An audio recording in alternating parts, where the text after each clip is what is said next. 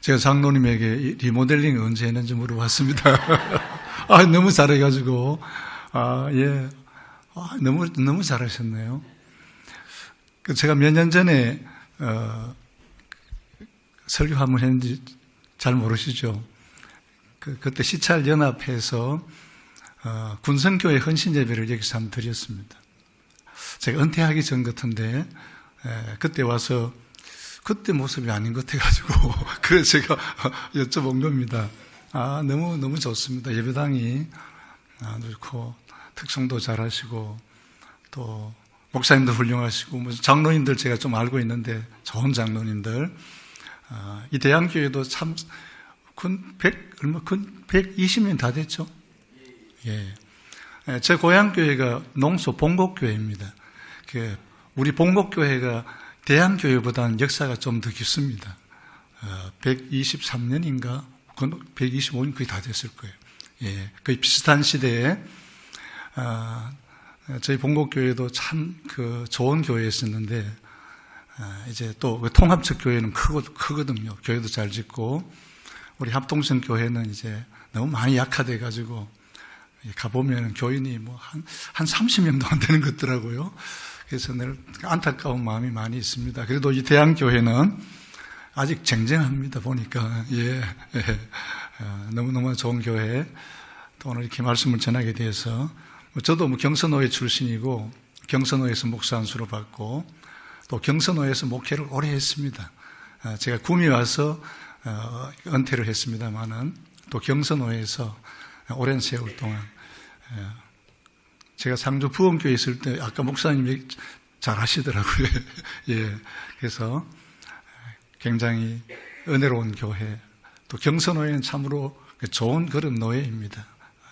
오늘 여러분과 함께 말씀을 나누게 돼서 너무 기쁘게 생각합니다. 어제 갔다 오셨어요? 강화문에. 네.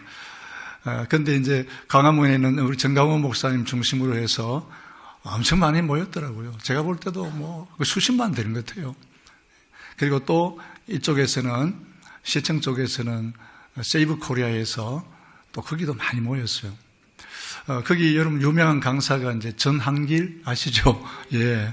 근데 그분이 앞으로 교사가 되는 그 초년 교사들을 위해서 좋은 교사가 되려면 하는 강의를 한 것을 제가 유튜브를 통해서 들어봤습니다. 좋은 선생님이 되고 싶다면 5가지를 얘기했어요. 첫째, 사랑하고 아끼는 마음이 있어야 합니다. 사랑으로 가르치라. 사랑이 없으면 소리나는 그런 꽹과리에 불과하다. 두 번째, 좋은 선생님이 되고 싶다고 하면 눈높이를 맞추라. 눈높이를 맞추라. 낮은 곳에 서라는 겁니다. 유치 아이들은 적잖아요. 그럼 선생님이 키가 크단 말이죠. 낮아지라는 거예요. 눈높이를 맞추라는 거예요. 예. 항상 눈높이를 맞추어서 그래야만이 눈이 마주치고 이해할 수가 있다는 것입니다. 세 번째, 칭찬을 무조건 많이 해줘라. 고래도 칭찬하면 춤을 춘다. 그런 얘기를 했습니다. 많이 웃어지고 많이 칭찬해줘라. 그러면 칭찬하면 계속 내게 다가온다. 그렇게 얘기했습니다. 네 번째, 표정을 부드럽게 하라. 다섯 번째, 자부심을 가지라. 긍지를 가지라. 교사의 긍지를 가지고 자부심을 가지고 다른 어떤 직분 비교하지 말고 그 교사로서의 긍지를 가지고 자부심을 가지고 감사한 마음을 가지고 그렇게 하면 좋은 선생님이다. 그렇게 5가지를 얘기한 것을 제가 이렇게 마음에 새겨보았습니다. 그런데 이분이 얘기한 것은 교회 선생님, 영적인 교사에 대해 얘기한 것이 아니고 사회에서 아이들을 가르치는 선생님이 될 그런 초짜 선생님들에게 얘기한 것이 아니겠습니까? 그런데 우리가 항상 이 좋은 선생님, 저와 여러분도 다 어린 시절을 주일학교 다 다녔잖아요. 저도 주일학생이었었고 중고등부를 거치고 주일학교 교사도 하고 제 고향교회에서 저도 주일학교 부장도 해보고 그래서 목회자가 되어서 지금까지 살아왔거든요. 그러면 좋은 선생님, 나쁜 선생님이 구분이 됩니다. 좋은 선생님 그러면 그 이미지가 있어요. 여러분, 어떤 분이 좋은 선생님 같아요? 다른 거 다 얘기하지 말고, 그분이 설교를 잘했다, 그분이 빵을 사줬다, 이게 아니고, 좋은 선생님 하면 이미지가 어떤 것 같아요? 칭찬 많이 해준 선생님, 격려 많이 해준 선생님, 그리고 참으로 위로해주고, 그렇게 해줬던 분들이 좋은 선생님에 대한 이미지예요. 다른 거 없어요. 사랑해주고, 예? 그리고 내게 힘들고 어려울 때 격려해주고. 그런 선생님이 좋은 선생님으로 남아있는 겁니다. 교회도 마찬가지라고 생각합니다. 근데 제가 이제 이 전한길 선생님 얘기하고 설교하러 온 게 아니고, 성경적으로 얘기를 해야 돼요. 영적 스승으로서, 영적 선생님은 어떤 자질을 갖춰야 될 좋은 선생님일까?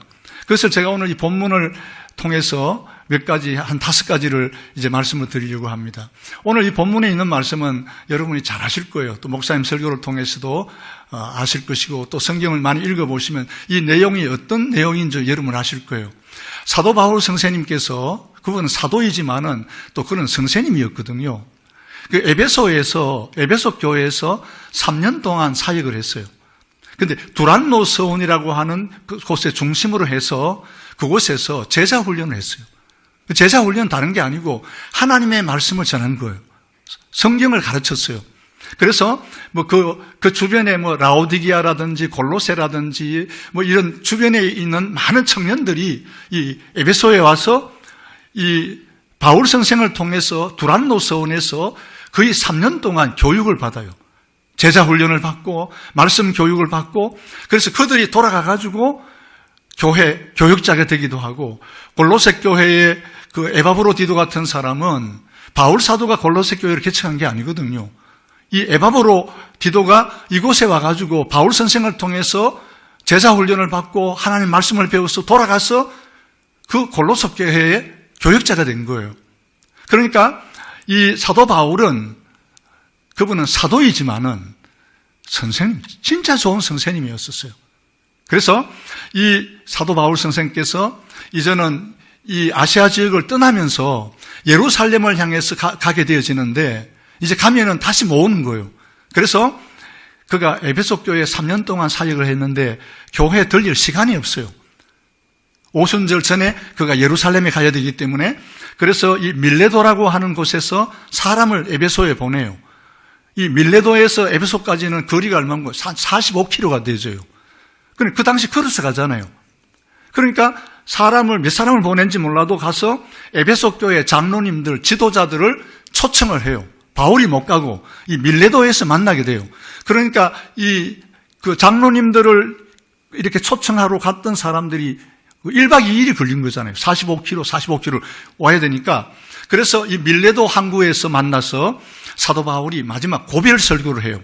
그 고별 설교 내용이 이 본문부터 뒤에 있는 말씀까지 나옵니다.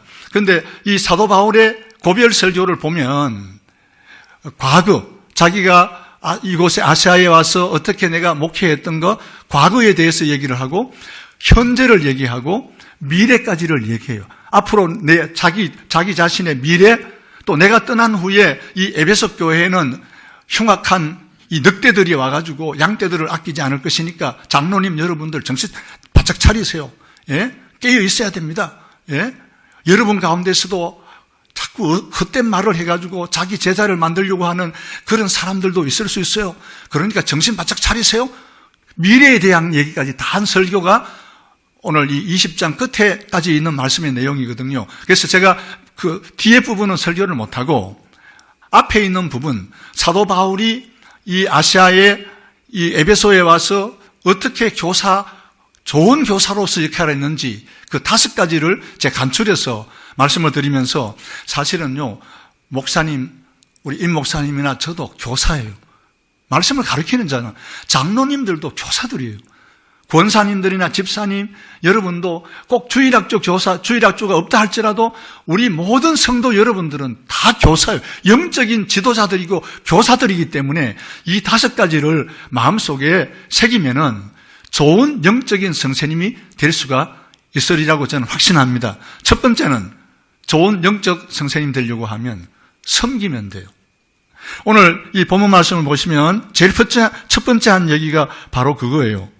여러분 한번 보십시오. 성경 이렇게 얘기합니다. 19절 말씀. 19절을 한번 보십시오.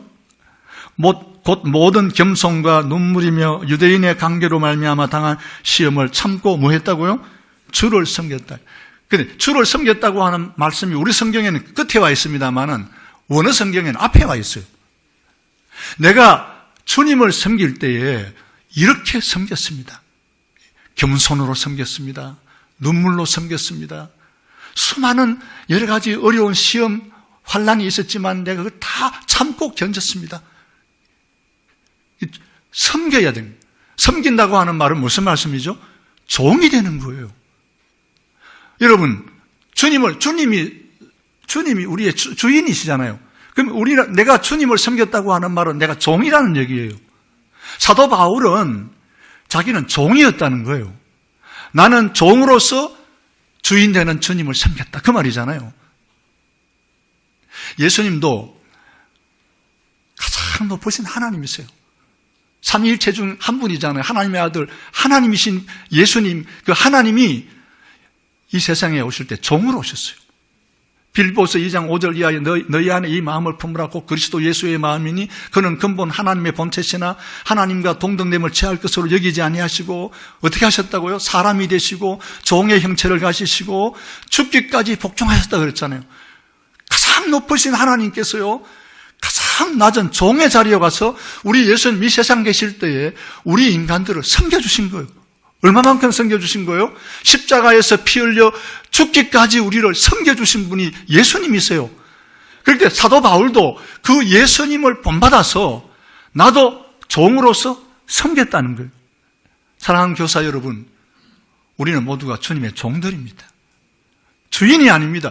교회 주인은 목사님도 아니고 장로님도 아니고 이 교회의 주인은 예수님이세요.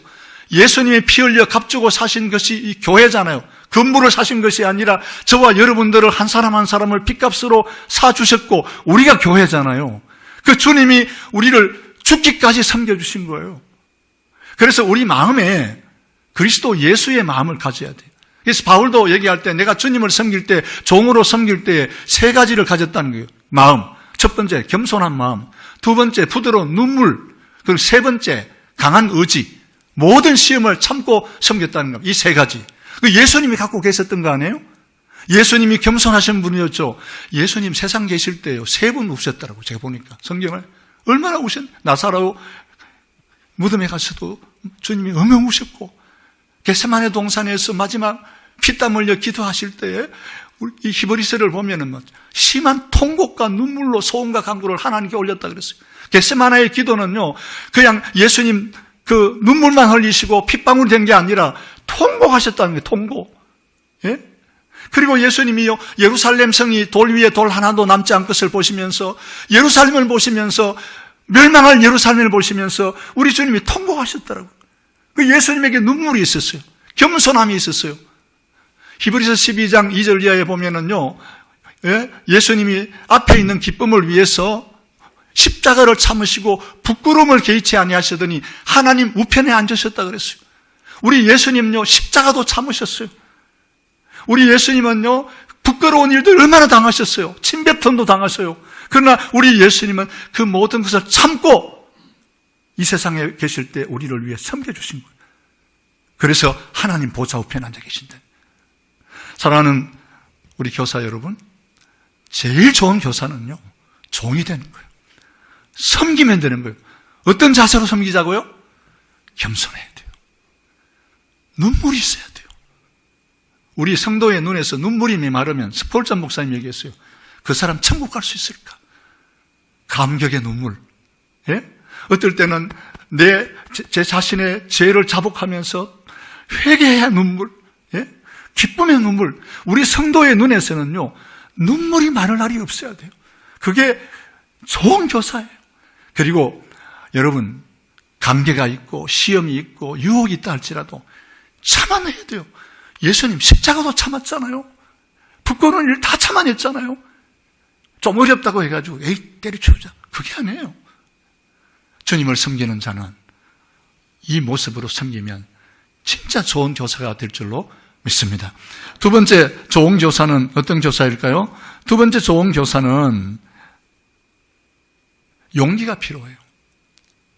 바울 사도가 이제 그 다음 하신 얘기가 무엇입니까? 이런 얘기해요. 한번 성경을 보시겠습니까? 이렇게 얘기합니다.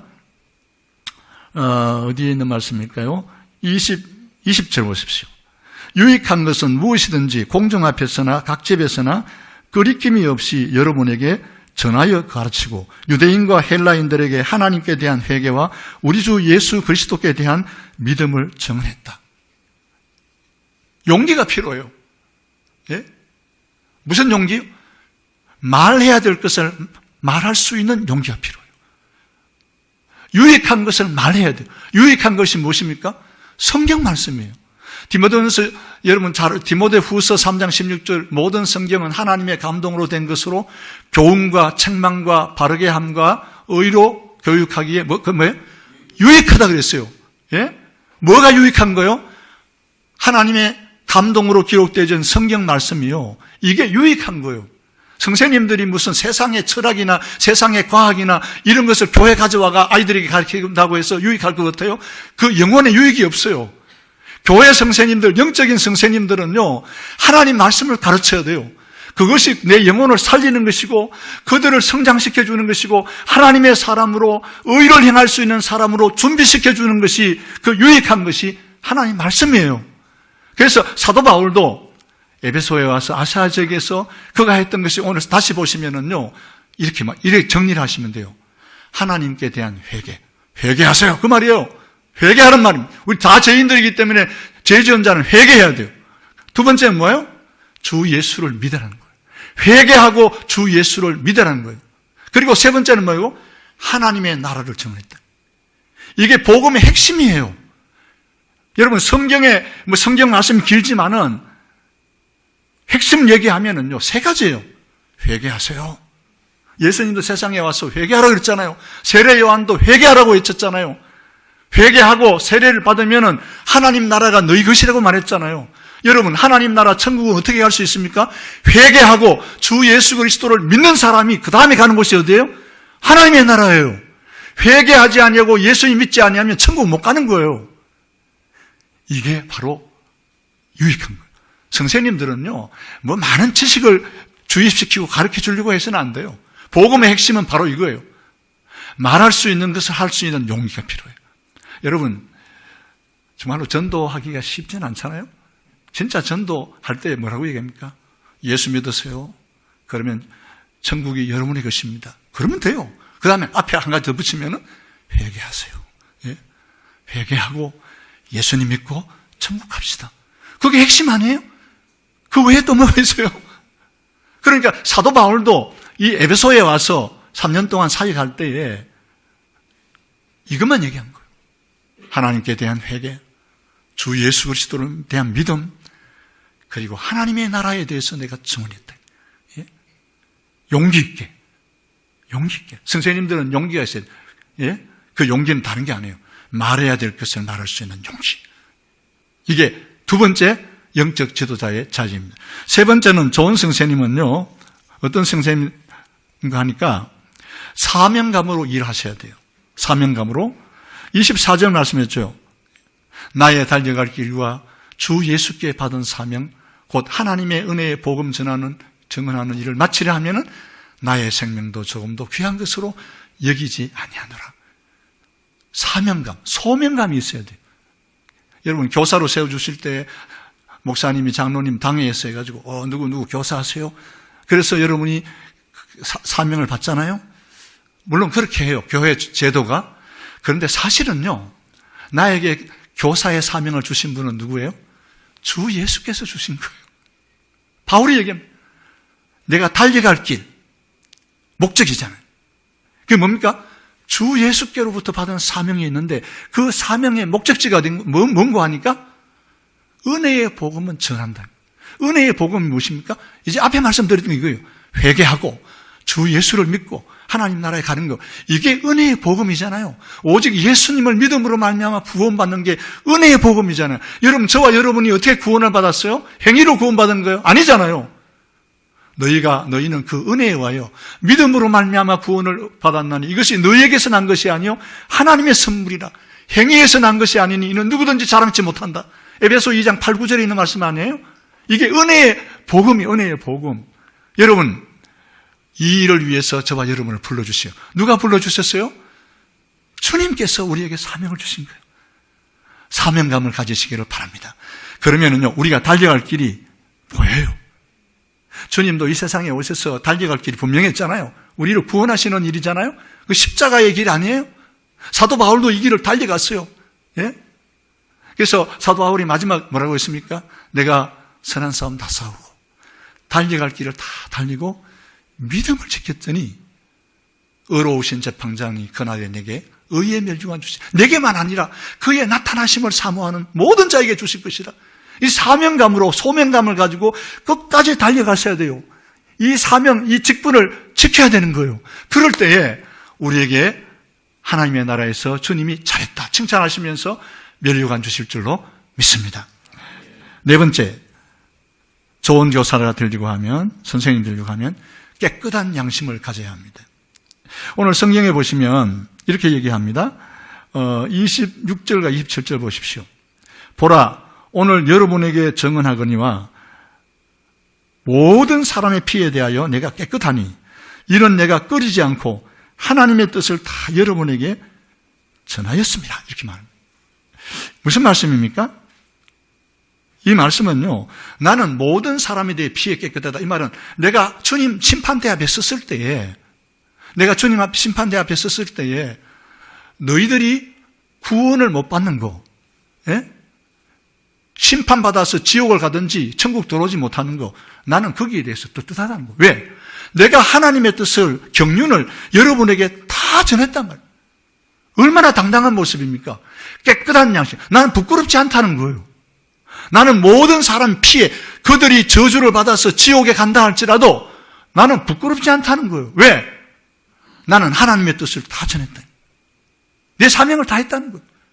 양심적으로 내가 목회하고 양심적으로 교사 노릇하고 양심적으로 내가 살아왔기 때문에 내가 주님 앞에 설 때 난 떳떳하다. 여러분들이 천국 못 들어온다고 해가지고 나 괜찮아. 왜? 최선을 다했다는 거예요. 사랑하는 성도 여러분, 우리는 깨끗한 양심을 가져야 합니다. 거짓이 없는 믿음을 가져야 합니다. 깨끗한 양심과 믿음은요, 같이 가는 거예요. 믿음 따로, 양심 따로 가는 게 아니에요.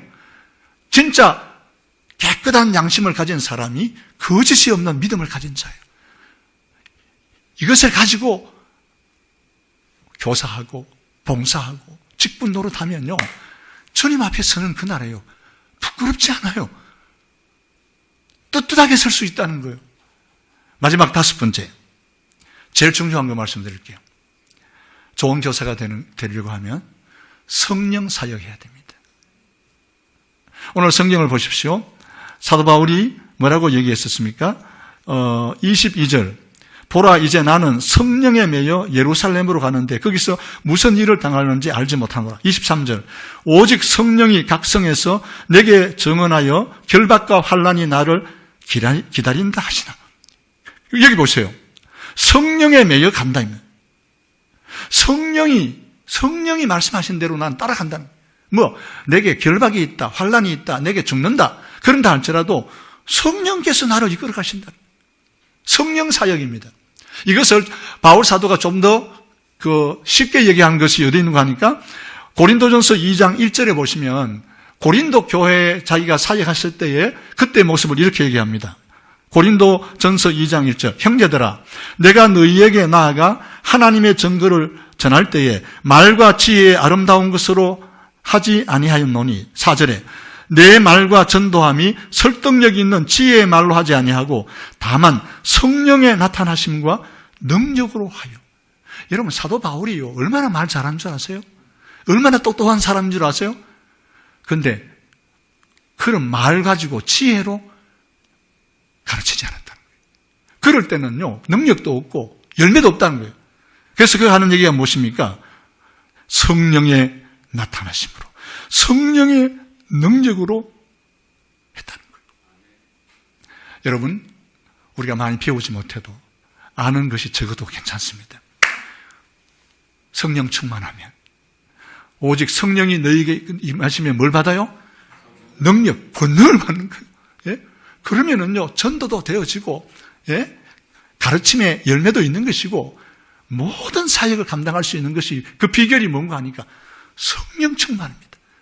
술 취하지 말라 이는 방탕한 것이니 성령으로 충만하라고 에베소서 5장 18절 이하에도 말씀했잖아요. 성령 충만하면은요, 그때부터는요, 가르침의 능력이 나타날 줄로 믿습니다. 전도의 열매가 있게 되어질 줄로 믿습니다. 여러분, 예수님도 보십시오. 예수님 하나님이신 그분이 오셔가지고 뭐 하나님이시니까 그냥 다 하신 것 같아요. 아니에요. 예수님 태어나실 때 뭐로 태어나셨어요? 성령으로 태어나셨어요. 예수님이 요단강에서 세례를 받으실 때에 그때 하늘에서 비둘기같이 뭐가 내려오셨어요? 성령이 예수님께 내려오신 거예요. 그리고 난 다음에 예수님 세례 받고 난 다음에 예수님이 어디로 가시면 광야로 마귀에게 시험을 받으러 가시는데 어떻게 가신 거예요? 성령이 이끌어 가셨다는 거예요. 예?